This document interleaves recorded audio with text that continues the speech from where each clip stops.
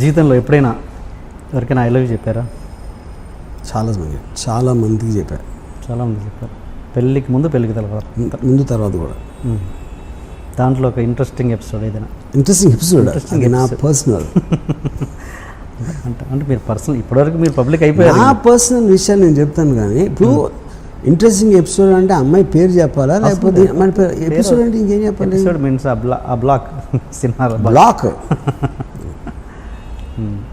పేరు అవసరం లేదు, పేరు చెప్పండి.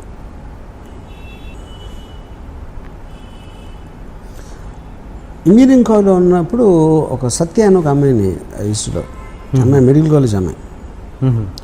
షీ వాజ్ అంటే ఆ టైంలో ఇంజనీరింగ్ కాలేజ్ కాంపౌండ్లో ఒక మెడికల్ కాలేజ్ కూడా టెంపరీగా ఉండేది. అంటే బిల్డింగ్స్ తర్వాత కడుతున్నారు, ఈ లోపల యూజ్ చేయడానికి అన్నట్టు ఒక బిల్డింగ్ యూజ్ చేశారు అనమాట. సో వాళ్ళందరూ ₹1,00,000 డొనేషన్ కట్టి వచ్చిన వాళ్ళు, మేమందరం 10,000 12,000 కట్టి ఇంజనీరింగ్ బ్యాచ్. ఓకే. సో మా అందరికీ కూడా ఒక ఇన్ఫీరియారిటీ కాంప్లెక్స్ ఉండేది. కానీ మెడికల్ కాలేజ్లో అమ్మాయిలు ఉండేవారు, ఇంజనీరింగ్ కాలేజ్లో చాలా తక్కువ. ఇప్పుడు దాంట్లో అందరికన్నా అమ్మాయి సత్య అమ్మాయి ఒక కార్లో వచ్చింది, blue Padmini premier college, Padmini premier car.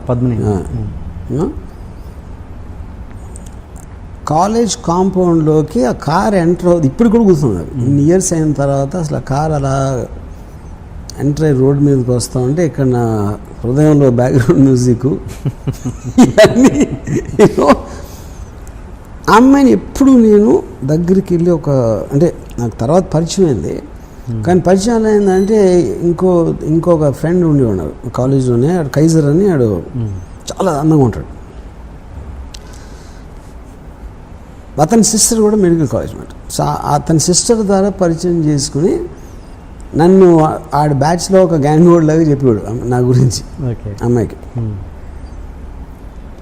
నేను కూడా ఎప్పుడు అంటే అమ్మాయి అందం ముందు కానీ స్టేటస్ ముందు ఎందుకు పనికిరాను అనే ఫీలింగ్ నాకు ఉంది కాబట్టి నేను ఎప్పుడు ఒక ఆరాధించేవాడిని, లవ్ చేసేవాడిని, కానీ ఎప్పుడు నేను అసలు ఏంటది అమ్మాయి నాది అవ్వాలి, వెళ్ళి ప్రపోజ్ చేయాలి నా ఆలోచన కూడా నాకు రాలేదు.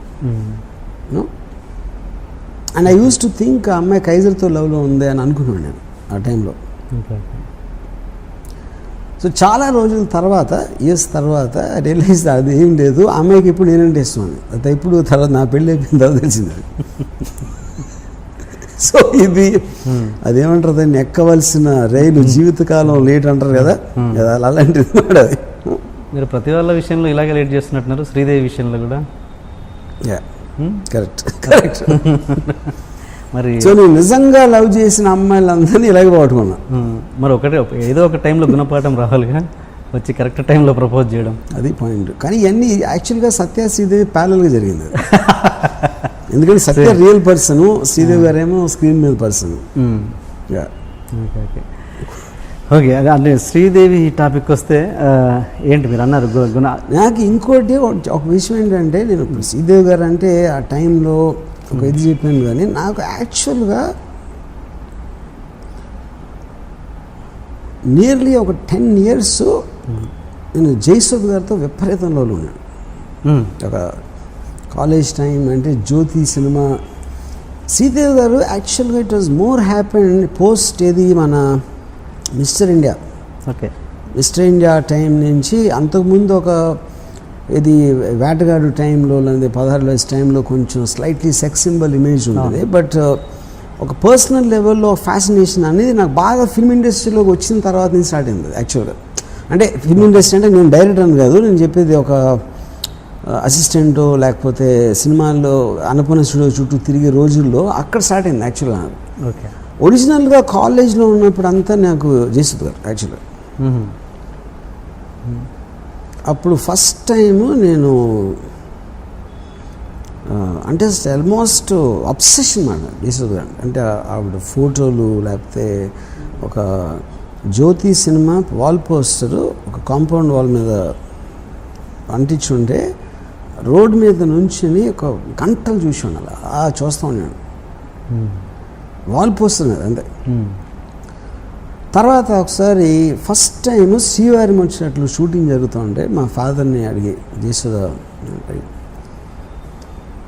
అక్కడ జయసుద్ గారు కొంచెం దూరంలో ఆవలిస్తున్నారు. అంటే ఒక సినిమా స్టార్ కూడా మనిషిలాగా, మామూలు మనిషిలాగా ఆవలిస్తుందని నేను తట్టుకోలేకపోయాను. I just was disappointed and I felt betrayed అసలు.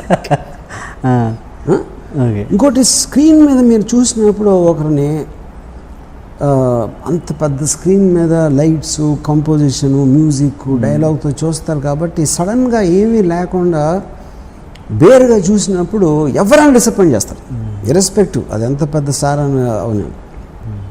సో అన్ని సంవత్సరం అమరదీపం అనే సినిమా థర్డ్ ఇయర్ ఇంజనీరింగ్లో వచ్చింది. అది మన కోరంకిలో రాంప్రియ అని థియేటర్ ఉండేది. 7 సార్లు ఒక క్లోజప్ కోసం చూసాను ఆ సినిమా. జయసుద్ గారు ఒకే ఒక క్లోజప్, ఒక పాటలో జస్ట్ ఒక మ్యాక్సిమం 3 seconds వస్తుంది ఆ షాట్ పాటలో. ఆ క్లోజప్ కోసం ఎగ్జామ్స్ జరుగుతున్న టైంలో 7 సార్లు చూసిన కేవలం ఆ క్లోజప్. ఆ మిగతా సినిమాకి నాకు సంబంధమే లేదు అసలు. అది యాక్టింగ్ కాదు, ఆవిడ ఏం యాక్ట్ చేశారో అది కూడా కాదు. తర్వాత ఒక ఫస్ట్ టైం రావు గారి ఇల్లులో పనిచేస్తున్నప్పుడు అసిస్టెంట్ డైరెక్టర్గా చేసిన రావు గారిలో తెలుసు. జయసుద్ గారికి సీన్ పేపర్ ఏమని మా డైరెక్టర్ చెప్పారు తరణి. అంటే ఫస్ట్ టైం జయసుద్ గారికి 2 అడుగుల దూరంలో నిలబడే అవకాశం వచ్చింది నాకు.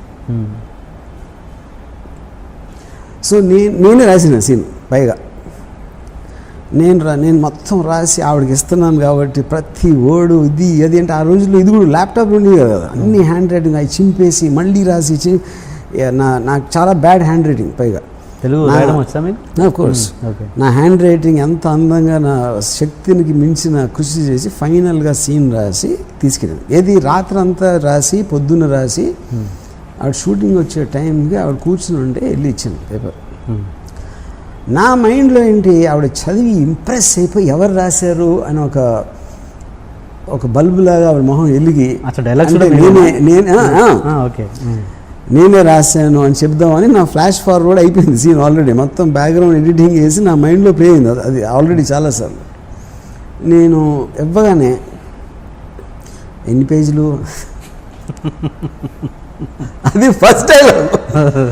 అది ఆబ్వియస్లీ ఐ నో ఆవిడ అన్ని సినిమాలు చేసాక మళ్ళీ సీన్ చూసి ఎక్సైట్ అయిపోయేంత సీన్ అనేది ఏ సీన్లోనే రాదు అంత ఒక ఆర్టిస్ట్కి. యూనో ఎన్ని పేజీలు అంటే నేను ఏదో చెప్పాను.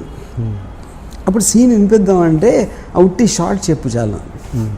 ఇప్పుడు ఆ సీన్ అంతా చదివి ఓపిక వినేది లేదు. అప్పుడు మొత్తం నా ప్రేమ, నా ఆరాధన అంతా మీద ఒక చెంబుడు నీళ్లు టబాక్ వేసే అయిపోయింది అక్కడ. దాని తర్వాత మనీ సినిమాకి నేను ప్రొడ్యూస్ చేయడానికి ఆవిడతో మాట్లాడటానికి ఆవిడ ఇంటికి వెళ్ళాను. నేను ఇంకా తల దువ్వేసుకుని వేసి నాకున్న బెస్ట్ షర్ట్ అన్నీ వేసుకుని ఆవిడ ఇంటికి వెళ్ళి నేను బెల్ కొడితే తలుపు ఇలా తెరుచుకుంది. నాకేం కనపడలా. ఏం కనపడలేదు ఏంటంటే అది నితిన్ కపూర్ చెస్ట్, అది నా ఎదురుగా ఉంది అక్కడ. నేను ఇలా తలెత్తి చూసి అయిపోయింది. అక్కడితో నా స్టోరీ ఫినిష్డ్. అంటే అక్కడికి పెళ్ళైంది అన్న విషయం నాకు తెలుసు, కానీ సడన్గా నితిన్ కపూర్తో నేను పోల్చుకుంటే నేను ఒక టీమ్ ఒక ఏంటి ఇలా కొట్టేయండి వెళ్ళి హైదరాబాద్ చెన్నైలో జరిగింది. నేను వెళ్ళి హైదరాబాద్లో పడతాను. దాంతో నా లవ్ స్టోరీకి ఫుల్ స్టాప్ ఇచ్చింది అంతే. ఈ విషయాలను ఎప్పుడైనా డిస్కస్ చేశారా ఆవిడతో మధ్యలో? నాట్ ఇన్ వెరీ అప్పుడప్పుడు చెప్పాను, but not in so much detail. ఏమంటారా రియాక్షన్ ఏంటి? She won't believe it. అని ఇన్ని ఎలా చెప్పి మళ్ళీ శ్రీదేవి గురించి మాట్లాడతావు కదా, అది వేరే ప్యారలల్ ట్రాక్స్.